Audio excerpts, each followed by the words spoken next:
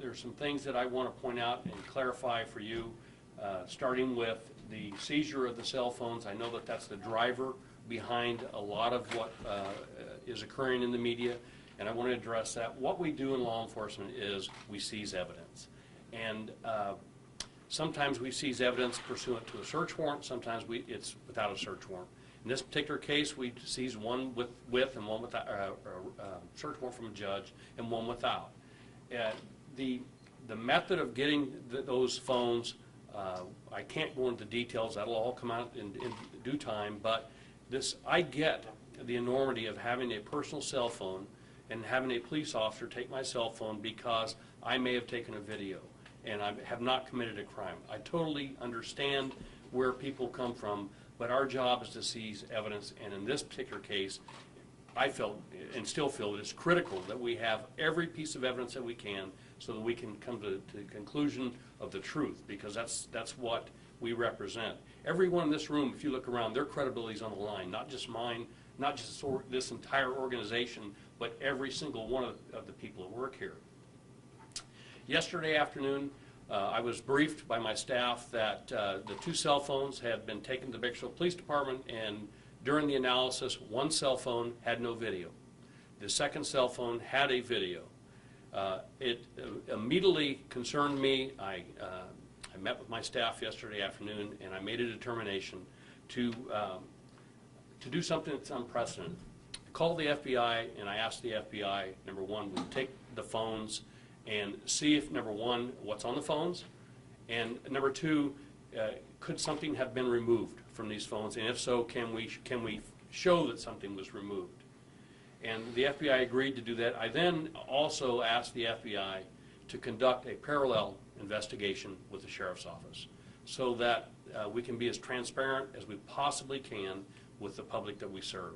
And I don't know if that's ever been done before in this organization, but I feel it's critical for the public, because I know there are questions out there. There's questions in my head about what we're doing, how we're doing it, and whether we're doing it right.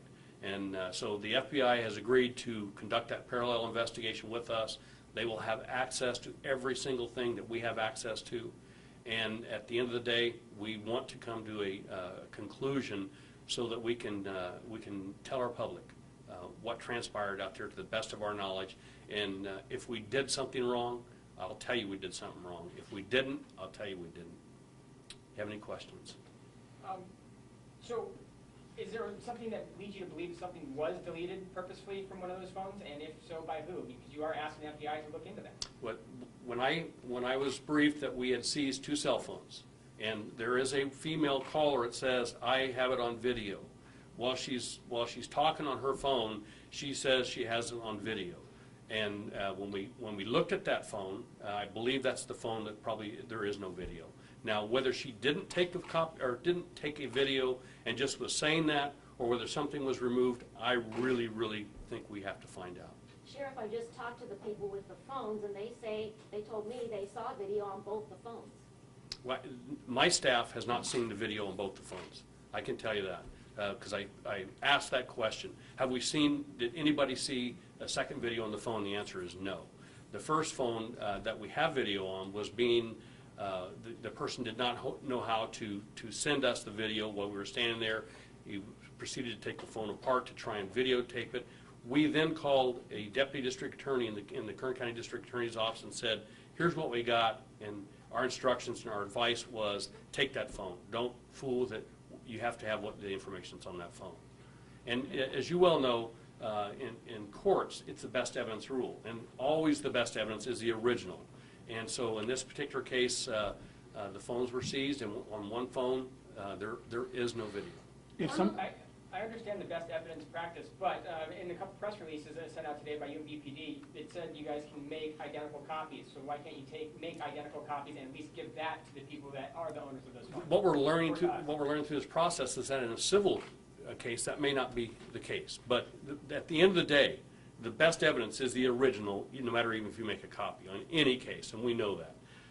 But that's not the issue in this case. The issue is, was there a video on that second phone, or was there not?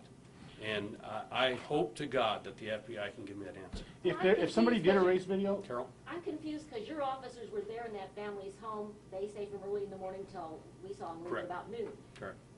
Did any officers see the video on both phones during that time that they were standing there over the family with their phones? I've been told no. if somebody erased video from that phone, is that a crime? If someone erased the video from the phone, depends on who erased it. If you're talking about a police officer, absolutely. If you're talking about the person that owns the phone, no, they can erase anything they want on their phone. It's your phone. That wouldn't be considered destroying evidence. If until we've seized it, we don't know what's on there and what's not on there. How long might the investigation, the parallel investigation, take? Do you guys have any sort of a timeline? In talking to to my staff, it takes 90 to 120 days to get a toxicology back on any case, and we're working on that. What we don't know is what that tox is going to say. What we don't know is what we do know is that baton compliance strikes were used. That's clear. We don't know how many of those baton strikes were used.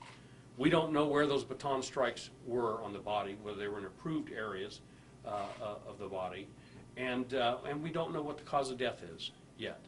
Those are all the things that answers and the reports that I have to look at, and with interviews with the public, with the officers, that I have to find out what was in their mind, what was occurring at the time. So this is going to be a lengthy investigation. If it were all done today, it would take me a long time to go through everything. But my promise to you is, at the end of the day, I will stand in front of you and give you the best answer that I possibly can. What is a parallel investigation, and why don't you just completely hand it over to somebody else for something this controversial? Because the FBI conducts criminal investigation in the federal arena. We have nothing to substantiate that a federal crime has occurred until an investigation is done. And when the FBI does their investigation, if they believe that the federal civil rights violation has occurred, that's their job. And so that's why the parallel investigation. So it sounds like the FBI is going to do two things, their investigation of the incident and an analysis of the cell phones. That is correct. The cell phones were flown today with our aircraft to Sacramento and handed off by the detectives to an FBI agent who will go to work this afternoon on those phones. I don't know how long it's going to take or what we're going to find out. I wish I was better well-versed in the technology, and I might be able to tell you what they may or may not be able to do, but I'm not. Have you seen the cell phone video? I've seen the video about 15 minutes before I came over here. I looked at the video, yes. The cell phone video? I did. And based on what you saw, did your officers act appropriately? I can't speculate just by looking at a video whether they acted appropriately or not. If it were that easy, we wouldn't even be here.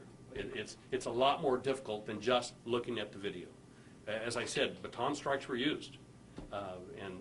But what I don't know is how many and where they were on the body, and if they caused significant injury that caused death.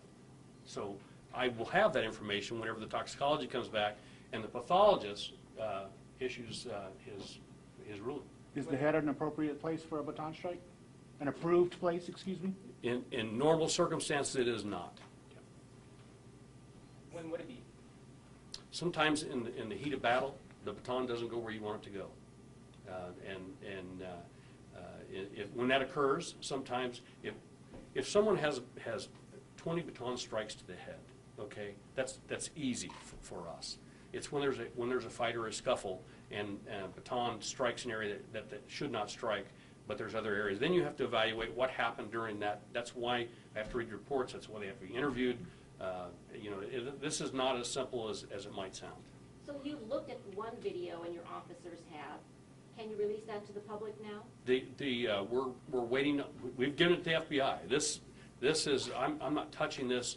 I want this as transparent as we possibly can get. We have other areas that we're looking in the county where we believe there's video of this incident that we're trying to retrieve. So I'm asking the public to be patient. This is troubling. It's not just troubling for the public. It's not just troubling for the news media. It's troubling for me. BPD has copies of it according to their press release. Will you allow them to release that to us? The BPD, no. It's gone to the FBI. And And, they said, again, read their press release said that they made some copies of it. okay, I'm telling you, I've turned the videos over to the FBI. Okay. I'm not going to interfere with the FBI's portion of this investigation by starting to hand out things and talk about things that may or may not be on there. Do you know, I don't know if you know this off the top of your head, what kind of wood is a baton made out of? Somebody in the room might know. I don't know. I have no idea. Okay. So Sheriff, there may be video in other locations that you're still trying to locate? Yes. Can you tell us anything more about There that? are some legalities on certain areas that we're having a conflict with, and we're working on resolving those issues so that we can get those videos and see what's on there. What would you say, because a lot of people, you know, are calling up and writing in different newspapers and other media are carrying this and saying that this is police brutality, this is a cover-up. They're writing to me too, just so you know. Okay. But They're not leaving me out of the loop. But what would you say to that? I mean, if they did something wrong, I mean, you're going to go where... There's a certain faction of people out there that, with information that you put out, will make the automatic assumption the cops are brutal and the cops did this. There are other people out there that are led by what they see from the media that lead them to truly believe that something's occurring. And then there are people out there that say, let's wait and see until this investigation is done, then I'll make my determination. There's all kinds of people in this world, and none of them are right, wrong, or indifferent, and we just have to deal with all of them. But I'm not being left out. Believe me, I'm getting the emails, and you know, we're in the process of placing each of these deputy sheriffs on administrative leave. We've received information that concern us about their safety through the emails that we've talked about. I have an obligation to make sure that they and their families are safe. So this is a huge deal for all of us, not just the media and the public, but for the Kern County Sheriff's Office, every member that works here. So that's new information. These officers are now on paid administrative. We're in the process of doing that. When would that be in effect? Whenever I get done. What- You know, for example, my address where I live was made public. You know, that doesn't concern me a lot, but if I had young kids, and they might concern me an awful lot. So we really are. We're going to provide security for them. This is going to be expensive. We're going to make sure that they and their families are protected, and that's about as far as I want to go with that. And just to clarify, it's paid leave, correct? I have no choice but to put people on paid leave in any case whenever an investigation starts. And a lot This of is people, no different than any case. They're paid leave. and a lot of people were asking why had they not been placed on paid leave up until now? Can you explain that for the public? Yeah, I can. I don't know if you'll understand, but when you use a firearm or a gun, it's deadly force. There's not any question in anybody's mind here, that's deadly force. The use of a baton is not deadly force. And for me to make the assumption that it is a huge leap. The use of a taser and a baton are pretty equal in the escalation of force, you know, and the baton is not considered deadly force. It's less lethal force. That's not to say it can't cause significant injury or death, but it's less lethal force. A gun, there's no question that the officer made a determination to use deadly force. And a lot of people have asked that question too. Why not use pepper spray? Why not use a taser? Why go with a baton? It's, you know, I wasn't there, so I can't tell you why the officers chose to do what they did at this point. But I can tell you that the taser is equal to the baton in a controlled weapon to help the officer contain someone, to control someone. And I can tell you we've been sued for using the taser and not using the baton. So we totally get that we're in the damned if we do and damned if we don't position. We totally understand it and we accept that. It doesn't make this case any easier or any simpler. To your knowledge, does the law support the detention of witnesses for up to 8 hours to obtain? It's not uncommon in cases throughout history of law enforcement where you contain a scene inside someone's home and you go get a search warrant. That is not uncommon. That's a common method of getting a search warrant in some cases. What makes this case different, in a sense, is that these people were not suspected of a crime. They just had evidence. So, in answer to your question, I think that the courts ultimately will make that decision whether we did something right, wrong, or different from a legal standpoint. And just to clarify what you said earlier, someone has made physical threats against these deputies. I'm not going to go into specifics. I'm going to tell you that I've received information, enough information that concerns me a great deal about the safety of those deputies and their families. Have these people who, has a suspect been identified in relation to that, and have any arrests been made? There's been more than one email alluding to the fact that bad things could happen.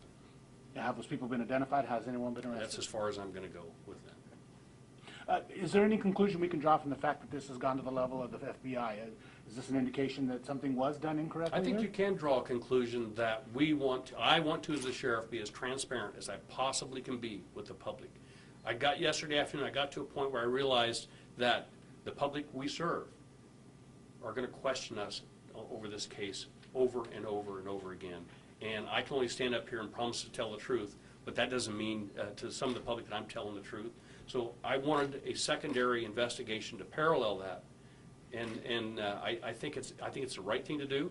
It's the first time that I know of that we've ever done it. I know it is that I've ever done that, but I stand by that decision. I think it's the right thing for the public and the right thing for this organization. Have I asked this yet? Yes, you have. Do we know when the phones are going to be returned to the people?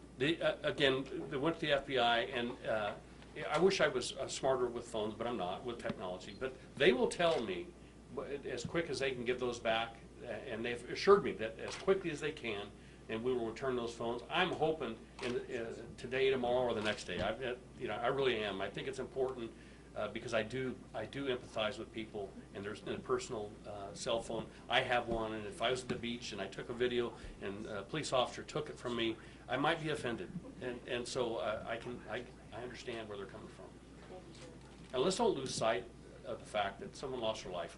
It doesn't matter really who's right, wrong, or different, but we have a family out there that they deserve answers. Have you reached out to that family? They're represented by an attorney. I think that would be inappropriate. Any other questions? Thank you, all for Sheriff. coming. Thank you, Sheriff.